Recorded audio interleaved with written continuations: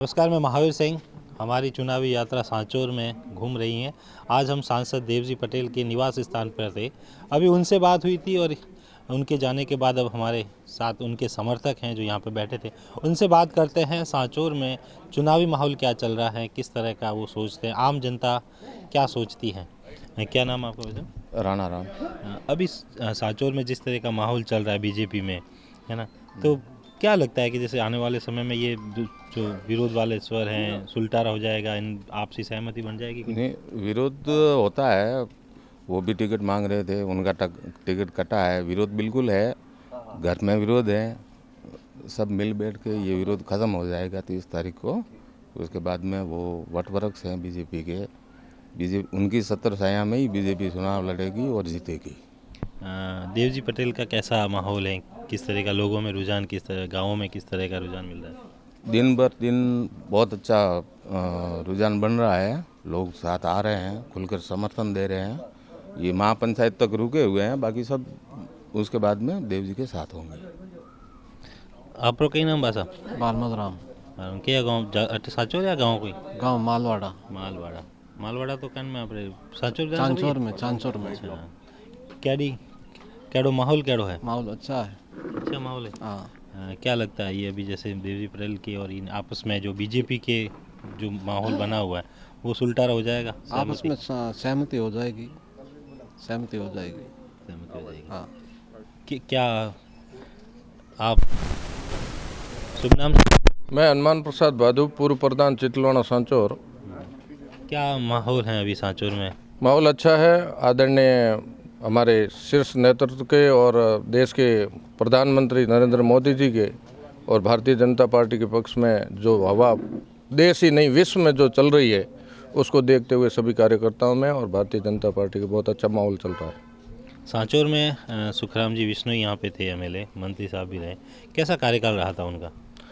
मंत्री साहब यहाँ रहे, लगातार 2 बार विधायक रहे और सांचौर में मंत्री साहब ने अपने स्तर पर तो काम किए होंगे, परंतु यहाँ पर जो कांग्रेस का जो कुशासन है, जंगल राज है और जो यहाँ पर ये जो लॉ एंड ऑर्डर है वो बिल्कुल एकदम बहुत फैल रहा।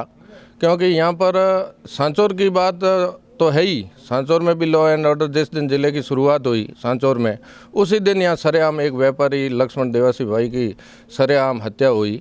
और इससे पहले भी कई ऐसी घटनाएं, 2 भील बालिकाएं जो नहर के पास में कहीं गई, उन बालिकाओं को कुकृत्य करके और नहर में डाल के मार दे रहा है। ऐसे कई उदाहरण हैं सांचौर और पूरे आप राजस्थान को देख लीजिए। कांग्रेस के 5 साल में जो पहले बीजेपी की सरकार में जो लॉ एंड ऑर्डर की रेट थी और जो घटनाओं का निम्न स्तर की घटनाओं का जो प्रतिशत घटा था वो इस राज्य में बहुत हद तक चढ़ गया और खुलेआम बलात्कार, लड़ाई झगड़ा और ऐसी कई तरह की घटनाएं घटित हो रही है। 31 को महापंचायत है, क्या लगता है क्या निर्णय होगा उसमें? 31 को महापंचायत है, निर्णय तो वही जान सकते हैं। परंतु मैं आपको बता दूं, विगत सांचौर 15 साल का जो सांचौर का इतिहास है वो मैं आपको बता दूं कि आज से 15 साल पहले 2013 में जब भारतीय जनता पार्टी की ओर से आदरणीय जीवाराम जी चौधरी उम्मीदवार थे और सामने सुखराम जी विष्णु उम्मीदवार थे, कांग्रेस और बीजेपी की सीधी फाइट थी और कोई नहीं था। उस समय मोदी लहर चल रही थी, पूरे प्रदेश में 163 सीटें आई थी और जोधपुर संभाग में सिर्फ 2 ही सीट हमारे थे। एक तो सांचौर की सीट उस लहर में और दूसरी सीट बाड़मेर की सीट प्रियंका जी के हारने का कारण ये हुआ कि प्रियंका चौधरी के ही समाज की एक मधुरेखा चौधरी निर्दलीय खड़ी हो गई थी जिसने 22-23 हज़ार वोट लिए। 22-23 हज़ार वोट लेने के कारण वो सिर्फ 6,000 से हारी थी चुनाव, यानी कि वो अगर निर्दलीय चुनाव नहीं लड़ते तो चुनाव जीत रही थी। सिर्फ एक सांचौर की ऐसी सीट थी उस मोदी लहर में पूरा संभाग जीत गया और जीवाराम जी उस सीधी फाइट में, कोई निर्दलीय नहीं था। उस समय हम सब कार्यकर्ता बीजेपी के साथ लगे हुए थे, दिन रात मेहनत कर रहे थे, फिर भी 25,000 इतने बड़े अंतर से ये सीट सुखराम विष्णु से जीवाराम चौधरी ने हारी थी। उससे ये साबित हुआ कि भारतीय जनता पार्टी में कार्यकर्ताओं का जो मन है वो जीवाराम जी के प्रति कम हुआ है। उसको देखते हुए 2018 में पार्टी ने टिकट को बदला और ये युवा नेता भाई दानाराम चौधरी को यहाँ से मैदान में उतारा था।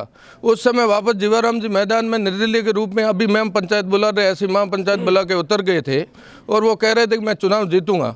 परंतु भारतीय जनता पार्टी का एक बहुत बड़ा संगठन है और उस संगठन की बदौलत दानाराम जी चौधरी बिल्कुल नए थे, यहाँ कोई भी उनके पहचान भी नहीं थी, फिर भी भारतीय जनता पार्टी के संगठन ने उनको 60,000 से अधिक मत दिलाए और निर्दलीय के रूप में जीवाराम चौधरी ने 50,000, यानी भारतीय जनता पार्टी में 2 धड़े बंटने से 1,10,000 वोट होते हुए भी 2 खड़े होने से सुखराम बिश्नोई चुनाव हार गए थे।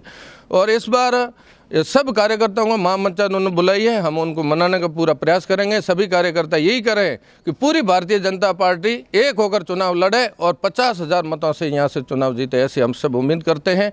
और मनाने का जो कार्य है वो समाज स्तर पर और बीजेपी के संगठन स्तर पर सभी शीर्ष नेतृत्व भी फोन करके और हम कार्यकर्ता भी उनको मान मनोबल करके एक करने का प्रयास कर रहे हैं। जनता का कहना है, हम जैसे गाँवों में जाते तो सांसद महोदय का 15 साल का कार्यकाल कैसा रहा था? सांसद महोदय का, एमपी साहब का जो एक सांसद का अपने स्तर का कार्यकाल होता है, उस तरफ से सांसद साहब का कार्यकाल अच्छा रहा। जहाँ भी मैं आपको एक छोटे से उदाहरण के रूप में बात करूं कि प्रधानमंत्री फसल बीमा योजना है जो सेंट्रल गवर्नमेंट की है, मोदी जी आने के बाद 2016 में लागू हुई थी। और मैं विगत कई आंकड़े आपको बहुत प्रूफ के साथ बता सकता हूं कि यहाँ पर जब भी अकाल हुआ या फसलें नष्ट हुई, बाकी राजस्थान के जिलों में तो फायदा मिला नहीं मिला और बाद में भी मिला होगा, पर मैं मेरे जिले की और हमारे सांसद महोदय की बात करूँ कि इन पिछले विगत में 5 टर्म ऐसे होंगे जो सांसद महोदय ने वहाँ संसद में आवाज़ उठाकर और हमको हमेशा प्रधानमंत्री क्लेम बीमा दिलाया और प्रत्येक काश्तकार के घर में 1 लाख से 1.5 लाख। और एक बड़ी बात करूं कि जो बड़े बड़े काश्तकार हैं जिनकी 40 हेक्टेयर भूमि है, उनके घरों में 5-5, 7-7 लाख रुपए प्रधानमंत्री फसल बीमा के रूप में आए हैं। और अभी विगत 20-25 दिन, महीना भर पहले सांसद महोदय ने सांचौर तहसील और पूरे जिले के लिए 277 करोड़ रुपये प्रधानमंत्री फसल बीमा क्लेम के कराए। मैं जब 5 साल पहले मैं प्रधान था बीजेपी से पंचायत समिति चितलवाड़ा में, उस समय हमारा जो चितलवाड़ा का ये नईड बेल्ट है जहाँ पर लगातार भारी बारिश के चलते यहाँ पर बाढ़ आने के बाद में नईड के जो 20 पंचायतें हैं, लगभग 50-60 गांव हैं, उन गांवों में थोड़ी ज़्यादा बारिश होने पर रास्ते अवरुद्ध हो जाते हैं और लोगों का सांचौर से चितलवाड़ा से आवागमन बंद हो जाता है।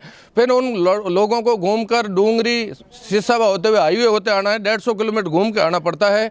मैं जब प्रधानमंत्री बना और मैं उस क्षेत्र का होने के नाते मैंने आदरणीय सांसद महोदय से निवेदन किया था कि इन 10-15 पंचायतों में ऐसी बड़ी बड़ी रफ्तें बन जाए, कोई भी स्कीम से या आप ऊपर से सेक्शन कराओ तो कितनी भी बाढ़ या बारिश आए 1 या 2 दिन से ज़्यादा रास्ता अवरुद्ध नहीं हो। मैंने यहाँ से प्रस्ताव बनाकर भेजे और सांसद साहब ने सेंट्रल और जयपुर से मदद करके मुझे 18 रफ्टें प्रदान की गई और उन 18 रफ्टों को हमने बनाया। और मुझे ये कहते हुए खुशी है कि 2017 की जब बाढ़ आई थी, पूरा सांचौर सिटलवाड़ा क्षेत्र वो सांचौर से कट चुका था, परंतु जो सांसद महोदय ने और हमने सेक्शन करा के जो केसूरी भादरून रपट बनाई थी, वो मात्र एक रास्ता चालू था और पूरे 100 गाँव के लोग उस एक रास्ते से होकर आए। वो हमको बहुत खुशी है। इसलिए एमपी स्तर के जितने भी काम थे, जितना संभव इनसे हुआ उन्होंने करने का प्रयास किया। ये कुछ लोगों द्वारा एक धार्मिक बातें करके और सांसद महोदय को लिए कह रहे हैं कि उन्होंने 15 साल में कुछ किया। एक सांसद का जो स्तर होता है उसके अनुरूप उन्होंने काम करने का प्रयास किया। और बाकी सांसद किसी भी एक विधानसभा में पर्टिकुलर जब ज़्यादा घूमने लग जाता है तो वहाँ के जो स्थानीय एमएलए के पार्टी के दावेदार होते हैं, आकांक्षी होते हैं, वो उनसे थोड़ी ऐसी भी मंशा करते हैं कि ये यहाँ ज़्यादा क्यों घूम रहे हैं। इसलिए उन्होंने अपने एक संसद का जो दायित्व होता है उसके अनुरूप रह के ही कार्य किया। ये थे सांचौर के ग्रामीण हैं जिसमें आपने इनकी बातें सुनी। आने वाला समय बताएगा किस तरीके का माहौल है। 31 तारीख को हर किसी को इंतज़ार है 31 तारीख को क्या होता है। आपको क्या लगता है 31 तारीख को क्या निकलेगा माहौल, उसमें रिजल्ट क्या निकलेगा शाम को? 31 तारीख को हम ऐसी अपेक्षा करते हैं कि हमारे जो आदरणीय जीवाराम जी और दानाराम जी है वो सब कार्यकर्ताओं को समझा करके और हमारे साथ में लाएंगे और हम सब मिल कर के चुनाव लड़ेंगे। ऐसी हम सब कोशिश कर रहे हैं हमारे समाज स्तर पे, पार्टी के स्तर पे, और वो निश्चित रूप से मानेंगे और हम सब एकजुट होकर के चुनाव लड़ेंगे। बस आप लोग का ही नाम है? कलाराम हमारा नाम है। कलाराम जी। हाँ जी। कहीं लागे सांचौर में माहौल की कने? सांचौर में मैं बीजेपी जीतेला, यही मेरे दिल में तो यही माहौल लगता रहा है। ये भारतीय जनता पार्टी देश को सर्वोपरि ताकत और देश को आगे लाने मोदी जी है। बिल्कुल पूरे विश्व में भारतीय जनता पार्टी मोदी जी ने जो काम किया ऐसा 60 साल में किसी ने नहीं किया। और किसानों के लिए जो मुआवजा था वो रुका था, वो प्रयास करके हमारे एमपी साहब ने वो किसानों को 350 करोड़ का मुआवजा किसानों के घर तक पहुंचाने में बहुत महत्वपूर्ण भूमिका निभाई और हर जगह किसानों के लिए बहुत अच्छे तरीके से। सुखराम जी का कार्यकाल कैसा रहा था? सुखराम जी कार्यकाल तो देखो बिना पार्टी ऊपर से कांग्रेस सरकार तो थे ही नहीं, राजस्थान सरकार ने तो काम किया ही नहीं, आपको सबको मालूम है। आपको ये सांचौर जिला बना कैसा लग रहा है? सांचौर जिला बनाया, वो तो देखो जिला बनाने से हमारे किसानों के लिए तो कोई फायदा है नहीं। ज़मीन के किसानों की 15 मास्टर प्लान बना हुआ है, जो किसानों की ज़मीन है वो हड़पने की कोशिश करेगी। जिला से हमारा तो कोई फायदा है नहीं, तो राजनीति में तो बिल्कुल आप किसान जालोर आते थे पहले काम के लिए वगैरह, अब सांचौर में ही आपका काम हो जाएगा। नहीं, वो कुछ तो बहुत अच्छी बात है, उसके लिए मैं नाराज नहीं हूँ। किसानों के लिए जो ज़मीन है, जो ज़मीन के 15 मास्टर प्लान बना हुआ है ना, वो मास्टर प्लान में कहीं न कहीं तो ज़मीन किसानों की जाएगी।